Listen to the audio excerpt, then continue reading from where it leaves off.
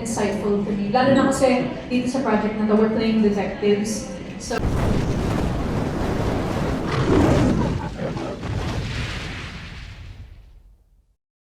and even si Marco na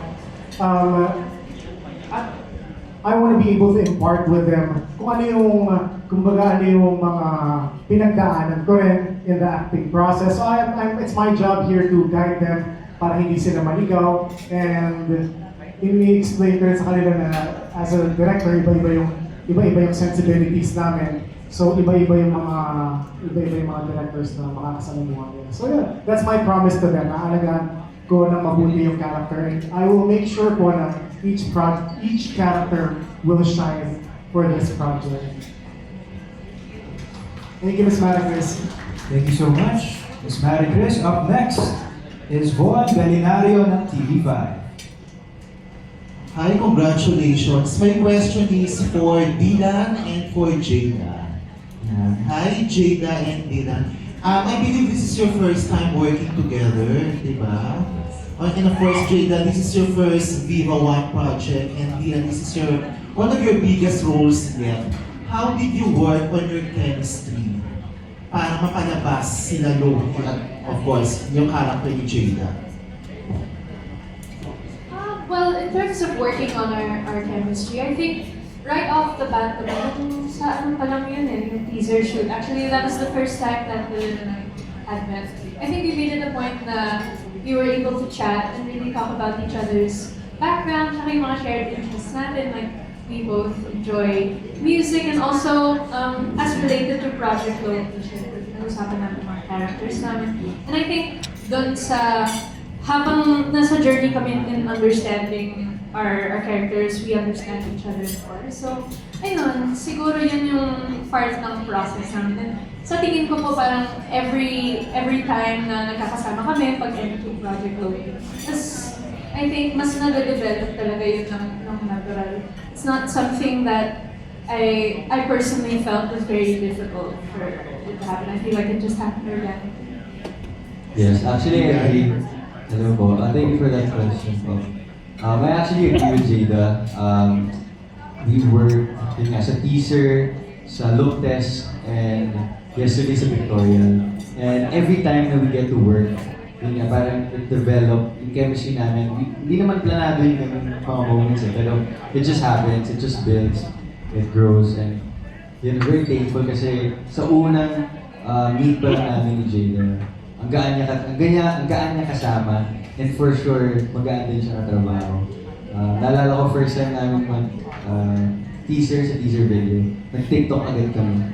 So parang naging comfy na kami sa isa't isa. So that's a good sign. It's a good sign, yes. So, yun po. Any more questions? Okay na po ba? Alright, so that was Von Galinario ng TV5. Up next is Jeff Fernando ng Daily Tribune. Okay, so we don't have Jeff Fernando. Instead, it's Alan Sancon ng Stars Photo.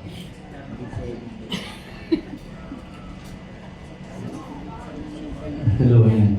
Good afternoon, everyone. Congratulations to your new project, this Loki, Project Loki.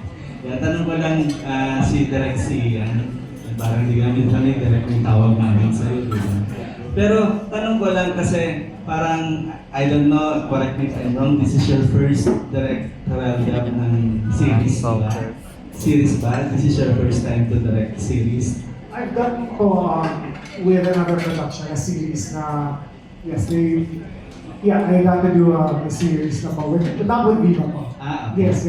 Pero what are your challenges you encounter doing this? Especially yung mga itidirect mo is mga Gen Z, di ba? Parang bata, parang ramdam ko ngayon pagkabagets ko dito sa entablado. No, but thank you, Sir Alan. You're asking for is yung magiging challenge for this one. I think siguro first and foremost, karamihan po sa cast review would be their first project or ito po yung mga first and Double dot second, ka, oh. diba? So, Ano yan, may it's extension. a challenge and a blessing as well, I would say. Kasi hindi pa na... May papasa yan sa... And I'd like to look at it as a blessing kasi hindi pa nakahaluan ng bad habits pag tumagal. Kasi sometimes we develop that. But yun yung kagandahan po ng Naglagay niya. I would say fairly new in the Ikaw industry. naglagay. I think in terms of challenge, the adaptation, doing an adaptation, yun na talaga yung challenge yun eh, kasi there's certain expectations na parang kailangan mo talagang maging faithful sa libro and you can't go so far away or else the audience or the readers, the die-hard fans will feel deceived na parang ano itong pinapanood namin. So yun, that's one of the challenges na tututukan ko to really stay true to the source material sa imagination niya ako is si Ibarra and make all the actors comfortable sa ginagawa nila. Kasi I think that's the secret ingredient lang naman eh sa chemistry. You guys asked about chemistry. It's really just trusting each other. Trusting your director, trusting your co-actors, trusting the production na nandito kami para alagaan kayo. Yun lang po yun. What kind of director daw you are? Are you a street director or kalma lang or parang you get friends with them? Mabait naman po ako. No, ako kasi, I always have a conversation with them na yung mga gusto ko i-impart sa kanila would be the experiences that I encountered. Yung mga challenges din, syempre nagdapa ilang beses na rin ako nadapa while in my journey, in my acting career, in that journey. Maraming beses na rin ako napagalitan on set, nasigawan. Maraming beses akong hindi nakapag-perform, tinanggal ako sa mismong project. So I would safely say na napagdaanan ko naman po siya. So yun, I promise that I'll be your with them, holding their hand along. Thank you. Thank you. Congratulations. Salamat. Thank you. Thank you, Alan Jackon ng Stars Photo. Up next, it's Dolly Ann Carvajal ng Inquirer. No. Congratulations. At to everyone in the cast. Anong crime series o movie ang favorite mo? Na medyo parang, hindi naman gagawin clip, but parang inspiration or what in doing this series. Pwedeng local or foreign. Sarap. I'll start.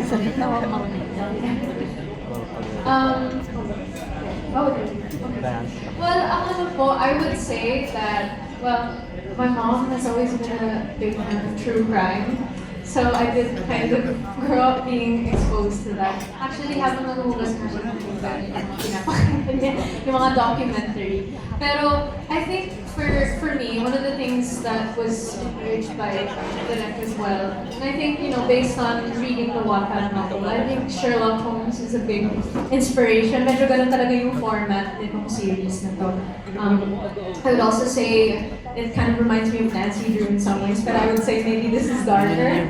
Ako naman, in terms of crime that I really enjoy in the crime series, or there's a series on Netflix called Monster, which is created by Ryan Murphy, and it's true crime, so it focuses on the different lives and perspectives of several serial killers through the years, and I thought watching things like that would be very insightful for me. Lalo na kasi dito sa project na to, we're playing detectives. So it's also a good, I guess, vantage point to be looking at our roles and what does it look like to be investigating certain cases. So ayun, I would say that. And then growing up, I did watch mga CSI.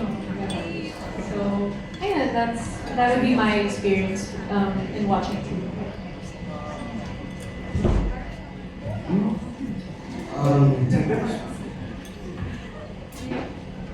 Ako naman, ever since nakuha ko ako sa Project Loki, I've been watching Sherlock Holmes and watching the first few episodes. Before watching the first few episodes, syempre, I read Project Loki, Volume 1, Part 1, and Part 2. So, nung pinanood ko na yung Sherlock Holmes, sabi ko, wow, inspired. I mean, so most of the scenes, madaming mga scenes na inspired sa Sherlock Holmes. And nakakatuwa kasi parang you get different perspectives. And you get to, you get to understand different characters. Kasi parang somehow similar, pero somehow different din. Iba yung experiences or yung backgrounds ng isa't isa. So, yun yung pinapanood ko Sherlock Holmes. Yeah.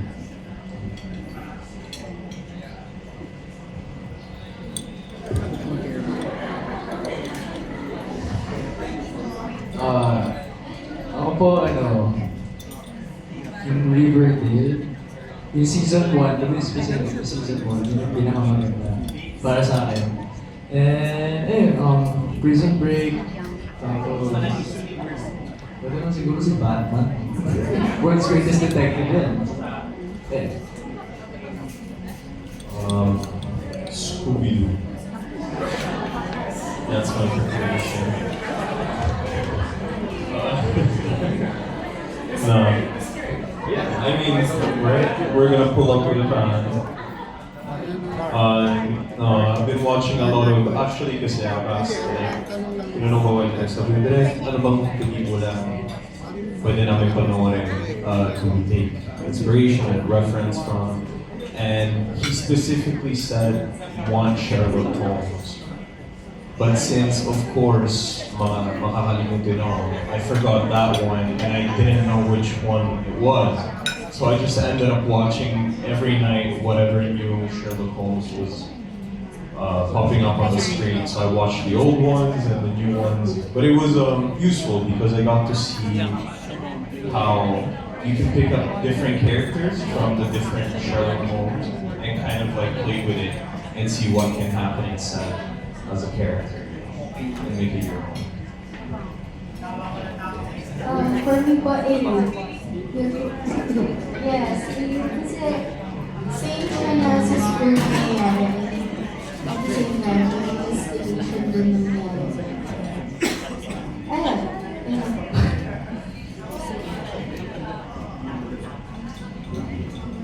Ms. Gabi, available? Okay, sweet. So we now proceed to Neil Ramos of Temple. Hi, good afternoon. Question ko po kay Direk Sian. Direk, you've done youth-oriented projects before, no? Medyo malalambot yata, medyo rom-com na gano'n. How does it compare na yun, gumagawa ng mga ganito na bagong mga kabataan naman ng ating, ikaw na yung nag-handle. How does it compare lang sa era back then, yung time mo? Parang lalo ako tumatanda eh. Hindi na yung time ko. Like a few years back lang naman. Can you repeat the first part of the question? Benjamin. Compare lang natin, no? Dati kasi gumagawa ka rin ng youth-oriented projects, you know. And I think hindi kasing dilim o dark as this. Kumpara mo lang na ngayon, ito lumalawak na yung mga audience natin. I-introduce na natin ang mga ganitong ano. Kumpara mo lang yung approach na back then and you know, with you on the help of this project na.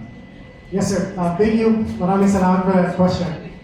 Yes, I did start off with rom-com. Yun talaga yung, as I always have conversations with the actors para lang din naiintindihan namin ang isa't-isa. Na that's what core ko talaga ang rom-com because that's really how I started. But through the years, as I matured and as I looked for different roles to portray, if you notice, padark na ng padark, especially when Viva gave me the opportunity to, I don't know, do and through, naging patayan na eh. Then a couple of years ago, I did playback. So it kind of, the filmography din, sumabay na as I'm looking for more roles to portray, nagiging dark na rin. So I think, I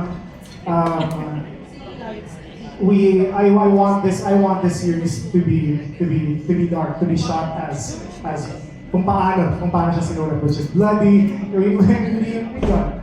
and the second part of the question is how is it different from the generation before and the generation now? Hindi naman din po ganun kalayo yung ako at makaisipin yung pag-veteran ako, hindi naman po. when I was starting, same po sa kanila na parang few projects ko pa lang, 1, 2, 3, or 4. Nako, yun yung mga panahon na sinisig, wala pa kasing social media ng panahon na yun. So, sisigawan ka talaga, papaiyakin ka talaga, may mga lumilipad na upuan sa harapan mo. And now, that's not the approach anymore. Dati, dinadaan sa takot ang artista. It's very parang, terror, di ba? May mga ganun tayo naririnig na terror. So that was the approach na nakita ko. And of course, nag-evolve din siya through the years. But yan, hindi ako ganun. I just wanna have it, I wanna have it light. Mahirap na talaga yung ginagawa. Mahirap na yung trabaho mahirap na talaga yung trabaho. So papahirapan pa ba natin na magpapatuhan tayo ng Celia? So chill lang. Parang tipong you made a conscious decision na ibahin ang atake mo bilang director. Yes, definitely. Because when I was being directed, natatakot ako na, syempre, I was very stiff. Kung ano man, nung nagsisimula ako, gusto ko na yung ibahin and have a different approach sa kanila. And I wanted to have a pleasant experience. At I wanted to know, to feel that this is one for the books. That this is going to be a worthwhile project. Thank you. Maraming salamat po. Thank you. Thank you. That was Neil Ramos of Tempo. Up next, we have Jomar Jomen ng World of Joms. Hi, good afternoon. So, happy birthday pala kay Dylan. Sinasabi ko sa ito. Birthday na hapon. So, ito, a question to the cast. So, yung previous characters nyo is really different from your previous roles. So, ano yung preparation na ginawa nyo for Project Loki? Okay, cast. Anyone can answer.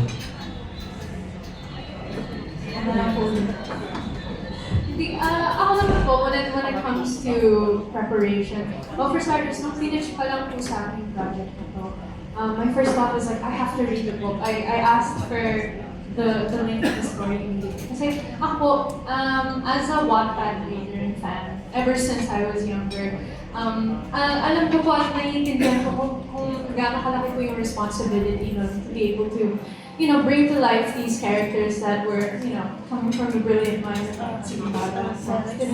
And ako immediately, na-intrigue talaga po kasi ako na this is a different genre. I didn't expect that this would be something that would ever be in my wheelhouse. So, una ko naisip na kailangan ko talagang paghanda ito. So, binasa ko siya, and I'm still in the process of reading it, even beyond what we're currently working on for this season.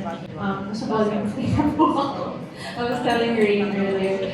And yun nga po, I think another thing as well is referencing mga different movies and series. Like ako, I made it a point to watch and immerse myself in true crime series and really just kind of get to know, yung parang inaaral ko po yung mga reactions or yung mga perspectives ng mga iba't ibang characters ng mga shows na yun. Lalo na yung sa mga true crime projects, kasi those are inspired by real events. So, I think for me, what's really important with this project is to really make it feel as a lived experience and as authentic as possible.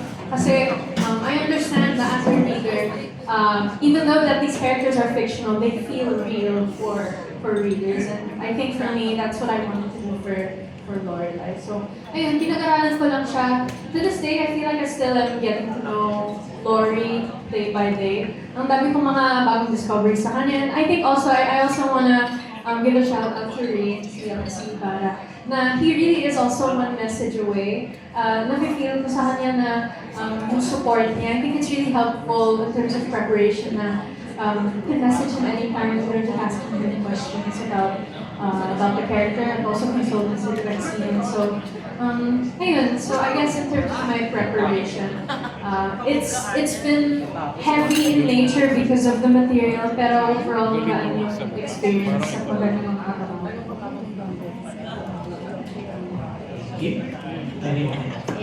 Yeah, ano po.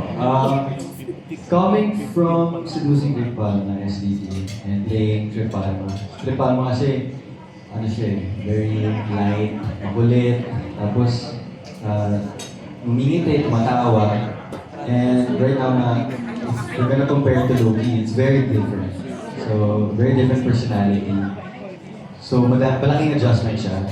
And yung ginagawa ko to prepare, well, first, tulad ng sinabi ni Jada, once nalaman namin yung Project Loki, syempre, as much as possible, we want to read the book or watch similar movies or series that are relatable or similar to Project Loki. So, ang ginawa ko, yung kuya ko kasi, kapatid ko, mahilig magbasa ng books. Ako po kasi hindi masyado. So, sabi ko, kuya, pwede bili ka ng Project Loki, lahat ng volume, at pili na lang. Tapos, siya kasi magaling sa, sa internet, sa online. Sabi ko, kuya, bili ka. I'll try to read kasi I really want to study the character, lalo na big role siya for me. So, yun talaga. That's why right now I'm currently reading sa volume 1, part 1, part 2, and I'm still currently reading para at least mas maintindihan ko pa yung character. And syempre, malaking tulong din yung workshops natin with Direk Sian, with Jada, and si Coach. And I'm looking forward for more workshops naman. And yun, nanood din ako ng mga series which I mentioned earlier. Sherlock Holmes. And pasok siya sa Project Loki. Very similar. Same but different. Parang yun. Ako naman po, yung preparation ko po, dahil naman po sa hair. Nakailang kulay na po ako niyan. And halos parang umaayaw na po yung salon sa akin. Kasi sobrang dry na po ng buhok ko. Kasi nung sa seducing day pa po, halos 2 beses po ako nagpakulay. Isang red at isang purple. And then naman po ayun. So, pinag-take ko din po yung hair ko. Ayun, binabasa ko din po yung book. And nag-research din ako kung sino yung similarities ni James and Sharon. Hindi na po kung si Glinda ba, or ibang character, or si Carla ng Gilid, parang gano'n. So, ayun, sobrang excited ko po at the same time. Nape-pressure po ako kasi ibang character po itong nagagampanan ko po. Hindi siya yung parang Bobby, hyper, control yung dalawang kailangan ko. So, ayun, excited ako na maka-work ko sa Direk Sian. Kasi puno-una na yung starstruck ko talaga ako sa kanya. Kasi dati po pinapanood ko po siya. So, pinapanood ko po talaga siya. And ayun po, excited din ako pala with Dylan, Mark, and Monty. Ayun po, salamat. So, ayun po, kasi sa Mutiang Section E, si Kurt, tapos si Michael, kami, rowdy kami, makulit, kahit offset, makulit pa rin talaga kami. Buong araw, buong taping day, makulit kami. Alam nila yan. Tapos, wala, same lang po dun, inaral namin yung characters namin bago kami mag-workshop and sa mga tapings namin. Ganun din po dito sa Loki, naaral po namin yung characters namin, binawasan namin, and yun, naghahanap din kami ng pagkagayahan ng character na pwede ibagay sa live adaptation ng characters namin. So, ayun, ang bench nakakalito kasi from makulit to rowdy, ganun, into a serious genre, ganun, mystery. Parang nakaka-pressure kasi syempre ongoing din yung season 2 ng Section E. Parang palipat-lipat ako ng personality na makulit ako ngayon, bukas seryoso ako. Pero masaya yun. Masaya yun. Parang tawag yun, duality ko na. Ilan mo na.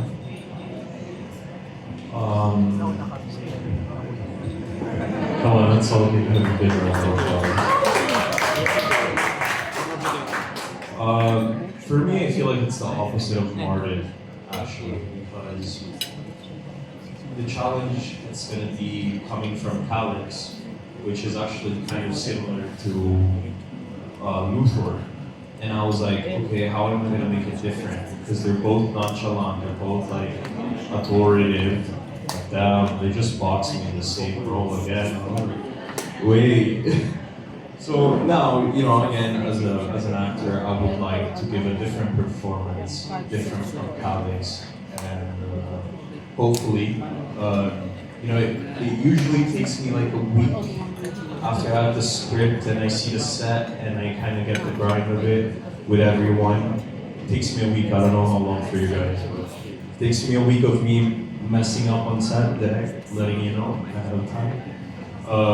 There's going to be a week of me messing it up, me forgetting the lines or the tone of my character, but then eventually, hopefully, Luthor will start grinding in me as much as Calix did.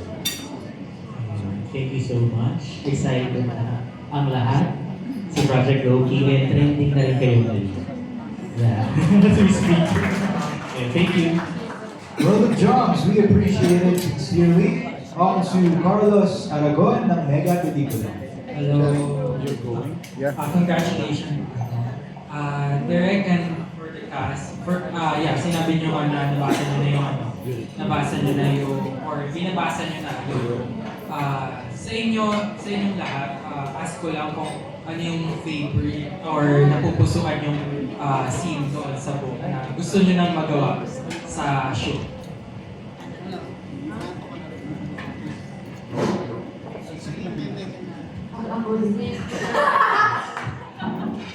Okay, ako there's a lot. I mean, okay naman, it's not really a spoiler if I talk about it, right? Yes? Okay. Ako, I think what I personally am excited for, syempre kasi ako, romance enjoyer. Kasi, something unique about Project Loki is, even though crime thriller mystery siya, meron siya mga konting mga delulu moments. And super ako, personally, natutuwa ako sa mga shippers online ng Loretti and Loreto. So excited ako to play up those scenes. Actually, there's one scene in particular that comes into mind where, I don't know if I can spoil it. Should I spoil it? Yeah, that's fine. I think so. Yeah. Green light ka ng hearing. Okay, we green light ng author. Okay. Ayan, so it's actually a scene between, it's actually the first time that we meet Alistair in person, and it's Laurie looking at it's Alistair. So, kasi nung dynamic ng scene na yun, I think in the darkness of the series, masaya din kasi yung parang yung mga light moments din that really does go to show that this is still kind of like a youth-oriented show. Like, in some ways, parang it doesn't always take itself too seriously. And I think that's why readers love it so much, is there's that balance. Tsaka, yun nga, parang nakakatuwa lang makita din yung fan response in terms of that. So I think for that, ako din personally excited din talaga ako sa mga investigation or deduction scenes. Kasi I think that really is, parang yun yung parang true mark ng Project Loki. I think that's the identity of the series that I'm excited to bring to life as Laurie. So, yeah, I'm excited to live through her experiences and her shoes. Yeah, so okay naman. Ako favorite. Madami kasi dami mga great scenes, investigation scenes. Pero siguro yung pinaka-tumatak sa akin siguro. I mean, may time kasi habang babasa ako yung natatawa ako sa nangyayari. So, siguro yung scene na yun is yung deduction showdown natin. Yan namin ni Laurie. So parang, in a way, nagpapagalingan kami kung sino ba talaga, like, is it this guy or is it that guy? So ako, pipiliin ko to, tapos si Laurie pipiliin niya isa. So syempre, ako kasi, very confident ako na alam ko kung sino gumawa, diba? Pero this time, surprisingly, she got it correctly. And natawa ako sa part na since she got it correctly, ginamit niya yung stunt pen na binigay ko sa kanya. Tapos, ginamit niya sa lip. Diba we were using rock? Yeah. We were joking around. Oh, We saw the stunt pen for the first time. For the readers, if you know, you know. If you know, you know. Yun lang, doon ako na to. I'm excited to shoot that. Yeah, yung dynamic talaga ni Laurie and Sophie as the detective hero, you know, setting that's Yun. Ikaw na, Direk. Ano yung gusto mo na magawa na scene? As discussed, I'm also excited with the chair scene. Without that chair moment, without the chair up. But ako rin, just to share, nai-excite ako pag mag-come together na yung QED4. I think that's a goosebumps moment pag nung nabasa ka. So yeah, that's I don't want to say too much. Jane has said too much already. Alright, for my last question na lang for Ian. Alam naman natin na si Losing Drake pa, may isa na siya successful. Ikaw, paano mo mapapatunayan sa mga viewers and readers ng Project Loki na magagampanan mo si Loki?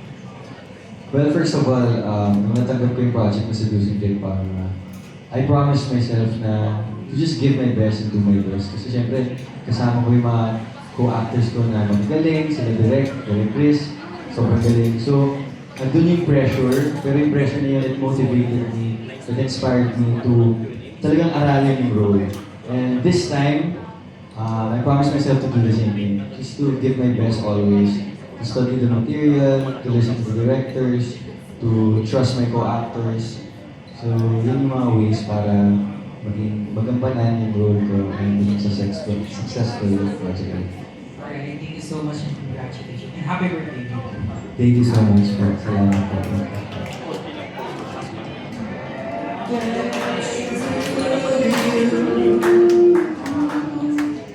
Alright, so next up, we have Mark Grabador ng Entertainment One. Hello, congrats po sa project na. A question for Dylan first and to Martin Venegas. So Dylan, kasi marami rin mga husay na mga lead actors sa People One. Including si Martin Gallo, we also have Andres Mulang and Martin Angeles. Ano yung naitutuloy ni Dylan Menor na bentahin niya din sa mga nakalinya ng mga lead actors ngayon sa Viva? And to Martin Venegas, matagal mo rin hintay itong yung one of the main cast ng isang project dahil doon to support role and now part of the main cast ka na. How is it? Kamusta ka rin? Hello po, thank you for the question. Is it okay to ask the last part of the question? Kasi the first one was about the madami mga lead stars. Ano ang bentahin ng isang gilan? Ano po ang? Ano yung difference ng isang gilan? Difference. Oh, okay. Well, first of all, syempre, it still feels surreal to be part of this project, Project Loki. It was very unexpected for me to have this huge opportunity. And I'm very thankful, first of all, sa Viva, sa TV5 for trusting me. Yun nga, tulad na sinabi mo, there are a lot of lead actors, magagaling, mahuhusay, at talagang magaling. Pero syempre, siguro yung difference sa akin, well, I believe na we're all different naman, we're all unique, and we all give different ways of portraying characters. So, siguro it's just, we're all dedicated. Pero ako kasi very dedicated ako when it comes to studying characters and portraying roles. So, siguro yun yung isa sa mga personalities. Yeah, so, yun, I'm very excited and looking forward na mapalabas na at mapanood ng mga audience ng Project Loki. Thank you. Hello po, kamusta? Basta po. And super blessed, syempre, thankful to God. Nabigyan ng opportunity, makasama sa isa sa league cast. First ever project ko actually sa Vivo sa Darina, Espanya. Nalala mo yun? Parang classmates lang nila ako sa Tenerife. Yeah, sa party rin, yun din ng mga scenes ko. Basta parang ano lang, sa background. And then, ayun, nag-jump ako into Section E. Malaking good role din naman yun si Denzel. And I had fun with it, pero ito, super na-shock ako and surprise. Kasi si Alistair yung nakuha ko. And hindi ko talaga in-expect na mapupunta ako kay Alistair. So, and super blessed and thankful sa family ko. Siyempre sa mga big boss, sa Viva. Yun lang po. Thank you. No doubt, full circle experience for Martin. Thank you there, Mark Grabador. Up next, it's Kate Adahar ng Random Republica. Hi, good afternoon. My question is for Rain, the author. I understand you wrote this mga 10 years ago na nga, but correct me if I'm wrong. Pero pakwento lang kung ano ba yung naging inspiration, bakit dark, and ano yung influences mo, and also how does it feel to see the characters coming to life? Thank you. Thank you for that question, ma'am.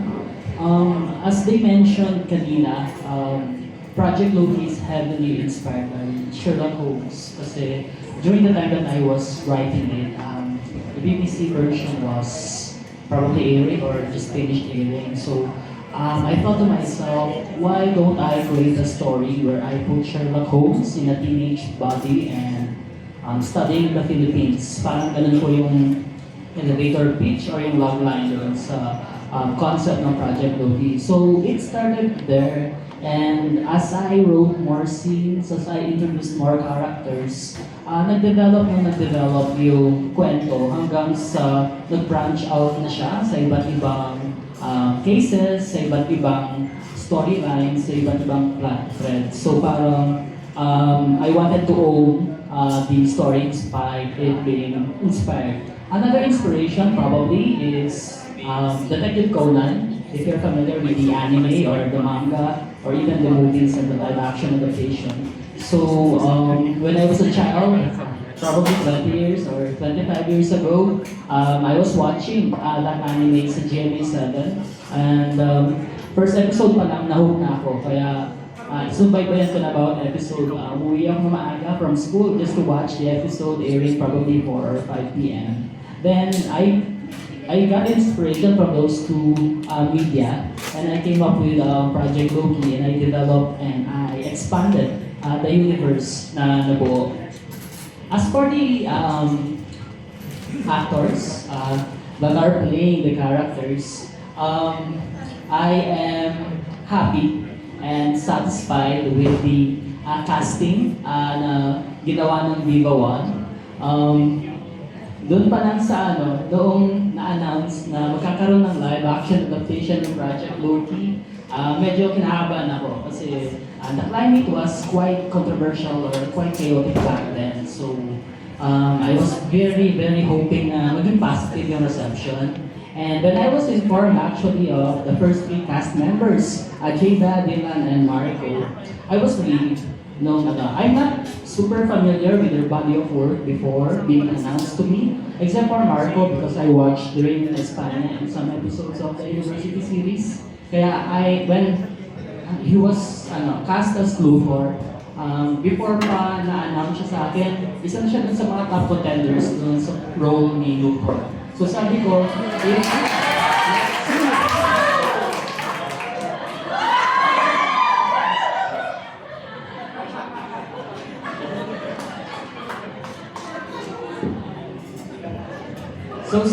if Viva One is going to choose among their current roster of actors, it's probably gonna be him. Because I watched his performance as Calix Martinez. Finished him.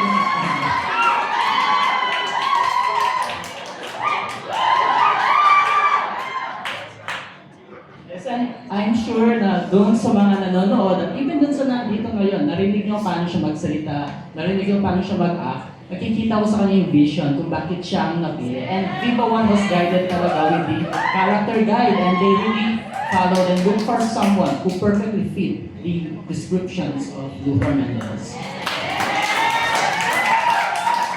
As for Jada and Dylan, I'm not super familiar with their projects before, but I recently found out, or not recently, but after they were announced to me, I was informed about their casting. Agad ko sinerge yung mga projects nila. And for Jada, I watched the at least the first episode of the adaptation that you were a part of in another network. And for Dylan, I watched first the clip of the international film or series that you were a part of. I forgot that they're very nice.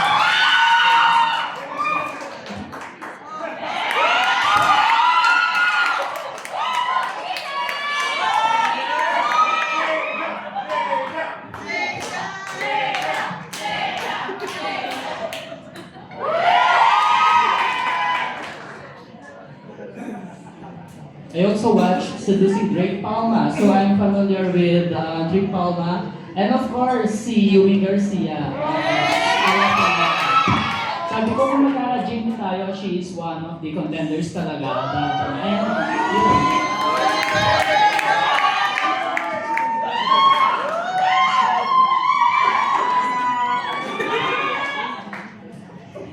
and of course, si Martin, I watched ang mula ng Section E. And although, you know, supporting I look forward to... Hey! Sino siya ang lakas na...